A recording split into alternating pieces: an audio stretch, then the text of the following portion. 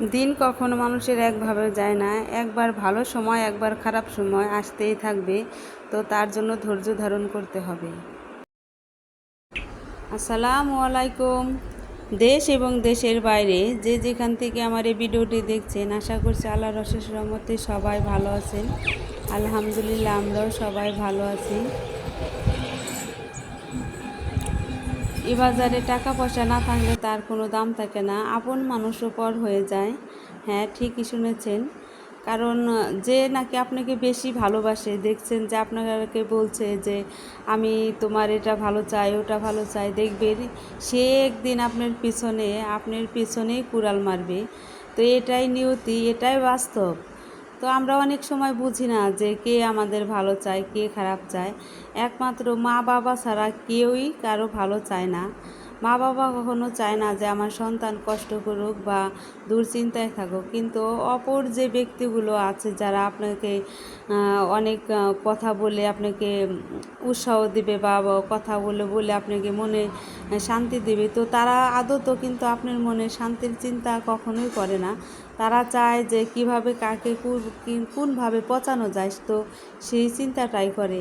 তো ভাববেন যে আজ আমি এই ভিডিওতে এসব কথা কেন বলছি। কারণ টাকা পয়সা না থাকলে কারো দামই নাই। কারণ আজকে যে আপনার টাকা আছে, আপনাকে খাওয়াচ্ছেন, আপনার কথা বলবে, দুদিন পর দেখবেন সেই ব্যক্তি আপনার যখন আপনি খাওয়াতে পারবেন না, তখন সেই ব্যক্তি আপনার পেছন থেকে আপনার কথা নিন্দা মন্দ যা যতটুকু পারে করবে। তো এভাবে মানুষ চেনা যায়। মানুষ চেনার এটাই উপায় যে মানুষ কিভাবে চিনবেন। আমরা তো মানুষ চিনতে পারি না, কারণ আমরা যারা ভালো মানুষ তারা কখনো মানুষ চিনতে পারে না। আমাদের ঠকাতে খুব একটা সময় লাগে না। তো নিজের থেকে নিজে অনেক কিছুই চেনা যায়। আজ আমার খারাপ সময়, এর জন্য আমি তাদেরকে চিনতে পারছি। যদি খারাপ সময়টা না আসতো তাহলে হয়তো আমি এইসব মানুষকে কখনো চিনতে পারতাম না যে তারা এরকম ব্যবহারও করতে পারে। আল্লাহ এর জন্য সবাইকে পরীক্ষা দান করে যে তোমরা সবাই ধৈর্যশীল হও। ধৈর্যশীলের ভিতরে নিশ্চয়ই যে কোনো একটা কারণ আছে যে ধৈর্য ধারণ করাটা ভালো। তো আমরা ধৈর্যটা করতে অনেক কষ্ট হয়, তারপরেও করতে হবে। কারণ সময় কারো কখনো একভাবে যায় না। এই কথাটা